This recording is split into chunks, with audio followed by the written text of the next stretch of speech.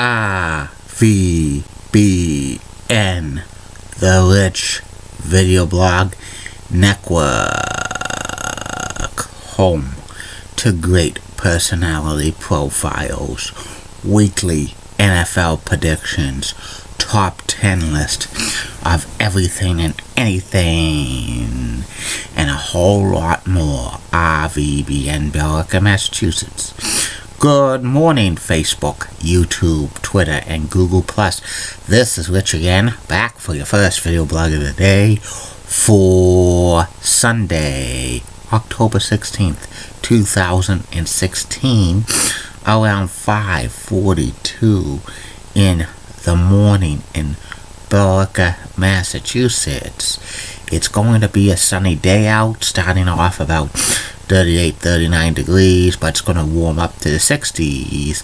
Indian summer this week in New England. Some news to report on the RVBN news. Why the Toronto Maple Leafs beat the Boston Bruins by a score of 4-1, first loss of the year by the Bruins. Also in preseason action, the Boston Celtics beat the New York Knickerbockers by the score of 119-107. In the National League Championship Series, Chicago Cubs beat the Los Angeles Dodgers by a score of 8-4 to go up 1-0 in the series. UMass Lowell Riverhawks hockey team blanked Colorado College by a score of 5-0. It's Happy World Food Day. Happy Boss Day in the United States and Canada. And sad news to report in the world of the NFL, former NFL player Dennis Bird passed away at the age of 50. And prayers to his family in this time of need. And that's about it on the news. Be back in a flash. RVBN, Billerica, Massachusetts. I'm back. My first video blog subject of the day is my personality profile.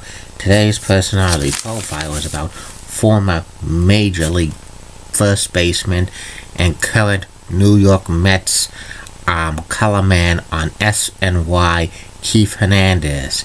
Keith Hernandez was a great player in Major League Baseball for 17 years. Keith was born in San Francisco, and he grew up in the Bay Area. He is of Spanish and Scottish and Irish descent. His father was of Spanish descent and his mother Scottish and Irish. And he played baseball when he was in high school. His teammates on his baseball team was future Major League Baseball pitcher Bob McClure, but Keith had kind of a little bit of an attitude problem, and he had to sit out his senior year in baseball. He actually played junior baseball at a local college in the Bay Area, and he was good at that, so the St. Louis Cardinals drafted Keith in the 41st round. He was picked 783rd overall in 1971. That was a very, very low draft pick. And Keith spent 3.5 years in the minor leagues in the Cardinal system. And he was a decent first baseman. He was kind of a little bit of light hitting, but he was a great defensive player in the minors. And the St. Louis Cardinals brought him up in 1974. He bounced around the minor leagues in 1975, but he was in the big leagues for good in 1976. And he spent 17 seasons in the major leagues with the St. Louis Cardinals, New York Mets, and Cleveland Indians. 10 seasons he hit at least 10 or more home runs. 12 seasons he had at least 100 hits. 6 seasons he had at least 90 RBIs. 2 seasons he scored 100 or more runs. 12 seasons he had 20. He had 20 or more doubles. 1 season he had 10 or more triples. He batted 306 times. And Keith made the National League All-Star team 5 times. 2 times he was a Silver Slugger. And 11 times Keith was a Gold Glove winner. Was one of the best defensive first basemen of all time. And he co-won the MVP in the National League in 1979 with Willie Stargell of the Pittsburgh Pirates. And Keith finished in the top 10 in MVP voting 3 times. Keith's career was kind of a little bit tarnished in the mid-1980s because he faced a year-long suspension by Major League Baseball because he used cocaine, but he did community service and he deferred some of his salary, which would go to help people deal with addictions of drugs. And Keith stopped doing drugs and he, had a decent career after that, but that tarnished left him not really to go into the Hall of Fame. He was the New York Mets' first captain in 1987. He shared it in the duties in 1988-1989 with Gary Carter. Keith's career kind of went on a downhill after he was named Mets captain. He was kind of frequently injured during the remainder of his career.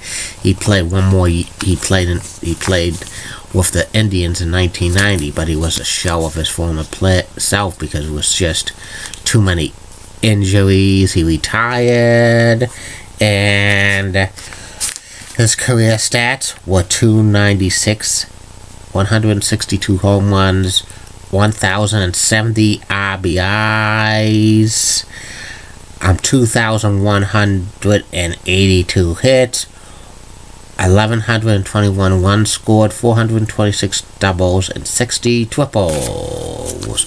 After Keith retired, he